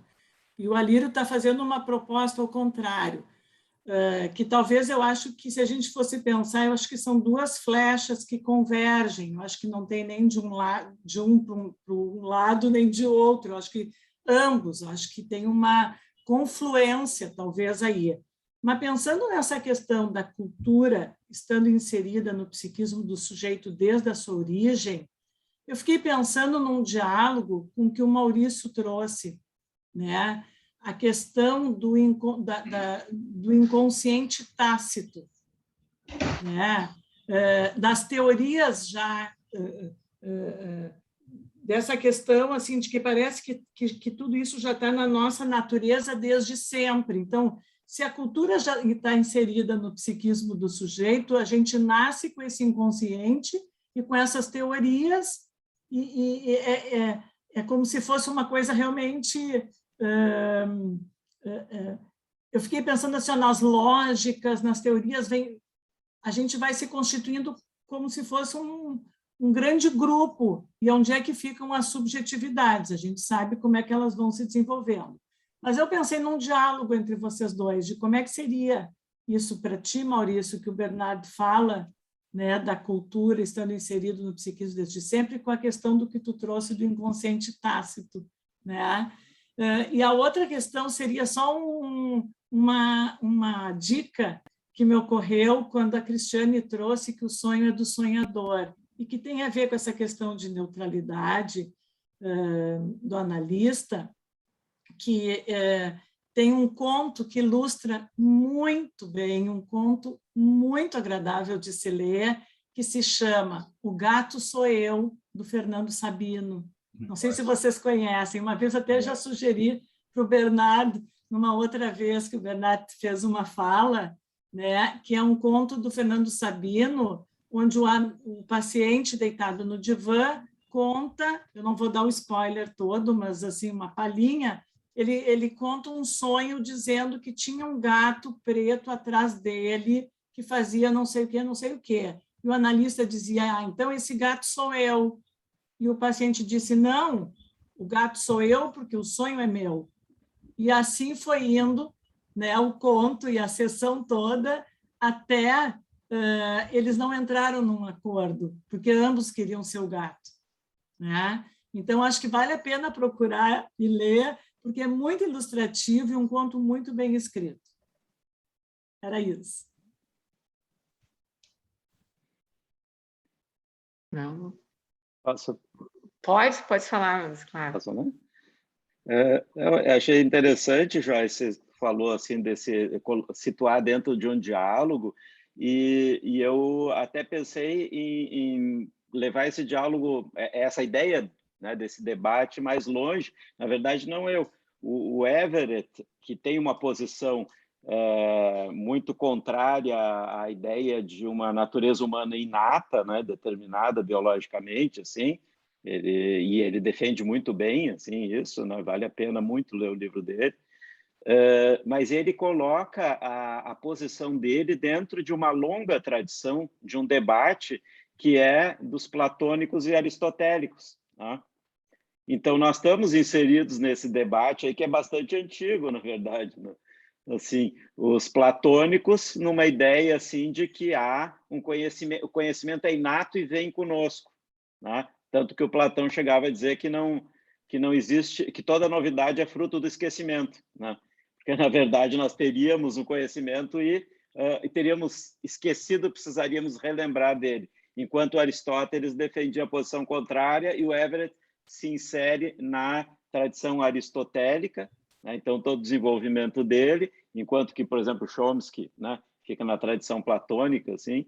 Então esse debate é antigo, né? Assim, não sei se a gente vai conseguir resolver ele agora, né? 2000 anos e tanto de debate, mas é interessante de se pensar, porque ele traz argumentos muito bons com relação àquilo e aquilo que eu trouxe aqui na minha apresentação, de que, independente da gente querer afirmar assim, se há uma natureza inata ou não, mas é importante lembrar que muito do que parece inato, às vezes não é, mas é tão primitivo, é tão precoce, é assimilado de uma maneira tão tácita e implícita que parece, daí o termo do Cícero, né, da segunda natureza. Mas é a segunda natureza é segunda porque não é, na verdade, a natureza em si, mas parece muito, né? Ela é tão visceral, mas é adquirida, né? Eu queria complementar uma coisa para a gente pensar. Realmente, Maurício disse que não vai resolver isso, né? Mas eu acho que existe uma ideia eu acho que o problema não é a questão de ser ou não ser inato. Eu acho que a ideia do inato, né? E eu acho que Freud falou um pouco, como o Maurício trouxe nas séries complementares, né? Quer dizer, existe alguma coisa também constitucional, né, que vem. Quer dizer, inato não é inflexível, porque eu acho que a gente tende muito, né? Eu acho que é o problema, às vezes, acho eu, em relação às palavras, como a história da indiferença, a gente vai logo fazer associação com frieza. Aliás, você, na sua exposição, Maurício, você falou isso. Quer dizer, como é que uma determinada palavra, dentro de um contexto, quer dizer, se modifica logo no início lá dos seus slides, né? Então, a gente tem uma tendência a achar isso também, que o inato ele é inflexível, né? E não é. Quando você faz a citação do Sapolsky, né? Eu fiquei muito satisfeito, porque eu tenho esse livro do Sapolsky, né? Um livro desse tamanho, é interessantíssimo. Quer dizer, que é a história que cada vez mais se discute, que é de genótipo e fenótipo, né? Existe um genótipo, mas, às vezes, o que vai determinar é a inserção fenotípica do ambiente, né? Assim como eu acho que eu entendo isso, que o que Freud pensa é que o mito da horda permitiu haver uma inserção fenotípica a um genótipo, quer dizer, que seria o nosso genótipo, é o genótipo de horda. Aliás, no Psicologia das Massas e Análise do Eu, quer dizer, Freud diz isso. O homem é um animal de horda. Ele explica. Mas, quer dizer, existe toda uma evolução fenotípica, como, por exemplo, na proibição ao incesto, né, que possibilitou um outro desenvolvimento. Né? E a gente tem que lembrar, Bernardo, a proibição do incesto e a proibição do parricídio, né? São os dois crimes organizadores da civilização, né? Os dois crimes contra os quais né, lutamos, supostamente, né, como forma de organização. Mas eu fiquei pensando, se a gente está falando de... Porque uma criança, quando nasce, ela nasce num caldo de cultura, né? Se diz que ela nasce num banho de palavras, alguns dizem, agora eu não lembro exatamente essa referência de quem é, só me veio ela, né? E ela, então, ela nasce num banho de palavras. François Doutor. François Doutor que fala. Pois é, não lembrava. Lembrava que era um francês, mas não sabia quem era. Obrigado, Joyce. Então, aí pensei, né? A criança vai nascer sem essas condições, ou seja, né? Vai nascer em desenvolvimento, um ser a ser desenvolvido, vamos dizer assim, né? Mas ela é investida por um objeto. Ela é investida por esses pais, ou por esse cuidador, ou por esse que vai abarcar esse sujeito. E isso vai ser, de alguma maneira, comunicado. Então, o que eu estou pensando? Que mesmo que o que nós temos desta criança, o que nós vamos pensar do que seja o constitucional deste bebê? Nós temos o pulsional. Eu acredito nisso, pelo menos. Eu não consigo pensar, não sei quem é a pessoa que vai vir ali, que não acredita em instinto. Não sei se o instinto está na base do conceito de pulsão que o Maurício estava dizendo, mas, assim, do meu ponto de vista, a pulsão ela é constitutiva. O que não é constitutiva é a qualidade da pulsão. Né? Aí, sobre esse ponto de vista, eu penso que a pulsão é mais num sentido de serem mais forças impelentes, né, que buscam satisfação, do que propriamente uma qualidade de bom ou má. A qualidade de bom ou má, ou de ligação ou desligamento, ela vai se dar na relação com o outro, na relação com o objeto. Né? Então, por isso, a gente não diz que a natureza humana é má ou que a natureza humana é boa. A natureza humana é pulsional. Né? Ela vai ser boa ou má na medida em que ela se relaciona com o outro, na medida em que isto vai sendo, né, posto em palavras também a partir do outro. Estava só pensando no que seria o constitucional, né? Do que a gente pensa o constitucional, e aí me ocorreu, né, que o constitucional, para mim, é a pulsão, né? A pulsão é o constitucional, né? Que alguns vão falar desse campo caótico da pulsão. Tá. Bruno, tu querias falar? Tu tá sem som. Quando eu vi os colegas falando, me ocorreu assim, que a psicanálise tentou resolver o problema do de um tempo antes do tempo da pulsão através das teorias sobre self. O self como um tempo fora do tempo da pulsão, anterior ao tempo da pulsão. Freud usava a palavra Selbst, mas no sentido de um ego. Klein copiou um pouco Freud. No entanto, o Winnicott, Corruti, e os pensadores que introduziram de uma maneira mais forte a noção de self, me parece que tentaram lidar com um constitucional pré-pulsional. É uma proposta para pensar.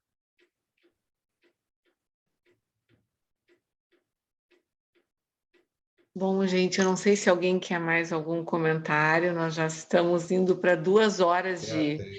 A Beatriz acho que pediu. Pia, fala, Pia.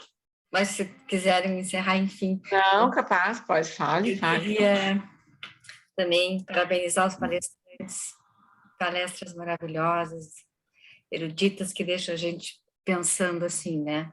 Mas falando no constitucional, e aí o Bion falou aqui da anterior à pulsão, me lembrei da pré-concepção do Bion, né? Que pode ser realizada ou não, né? E aí o genótipo e o fenótipo, né? Vem com a pré-concepção, pode se realizar ou não, pode se desenvolver ou não a concepção, né? Eu pensei por aí, assim, no constitucional versus o social, né? A relação com a mãe ou com a comunidade. E me lembrei de um caso que eu atendo, a avó da criança, gêmeos que nasceram de um casal homossexual, né? Com fertilização. E tem uma menina e um menino. Ninguém ensina o nome mãe. E a criança vê a avó e chama mamá, né? Da onde vem, né? Só deixar assim para pensar. Uhum. Se alguém quiser falar alguma coisa. Alguém quer comentar alguma coisa? É algo muito novo, Só né? um pequeno rápido comentário. Então, tem uma analista de São Francisco, na Califórnia, Diane Arenshaft, muito interessante, que tem uma experiência muito grande com novas configurações familiares, assim, as mais diferentes. E ela conta um caso em que ela estava atendendo era uma menininha que era filha de um casal de mulheres, né? E que lá pelas tantas uma das mulheres se deu conta que era transexual e resolveu fazer a cirurgia de mudança de sexo, né?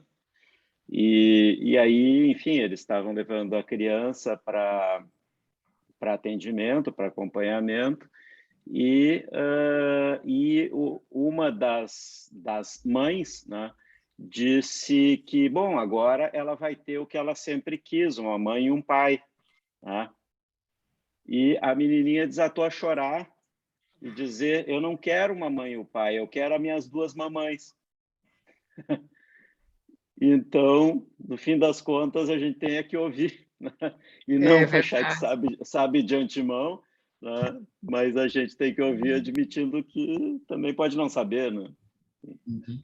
Só me lembrei dessa história, né? Assim, é muito interessante o que ela escreve. Ela fala dos triângulos, quadrados, pentágonos e círculos edípicos. Todas as formas geométricas. E com muita experiência clínica. Ela é muito interessante. Como é o nome dessa... Diane Arenshaft. Tem um livro que é a Psicanálise da Reprodução Assistida ou Artificial, enfim, que ela escreve lá junto com outros. Obrigada. Bom, gente, enfim, né, nós já estamos há 2 horas aqui, poderíamos passar a noite aqui. Acho que foi um excelente esquenta, digamos assim, para o Congresso. Acho que ficamos pensando, eu fiquei pensando em muitas coisas para a gente seguir, né? Seguimos debatendo, porque eu acho que isso aí se segue, né? E levamos isso para o Congresso, com certeza levaremos, né?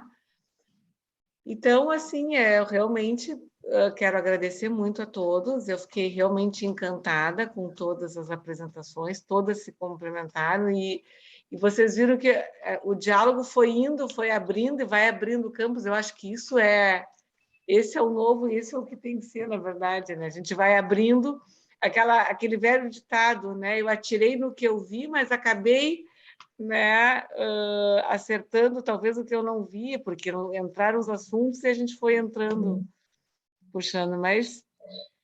Então, tá, eu queria realmente agradecer mesmo a presença de todos e vamos seguindo, né, pensando nisso e até o Congresso. Uma boa noite a todos.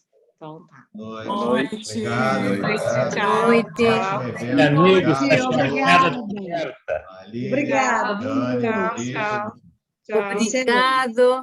Tchau, Obrigada obrigada pela Boa noite. apresentação, Tchau, estava tchau. ótimo. Tchau. Estava muito bom. Que Um bom que abraço, gostaram. Bernard. Excelente. Alírio, Tchau, obrigada. Obrigado. Tchau. Beijo, beijos.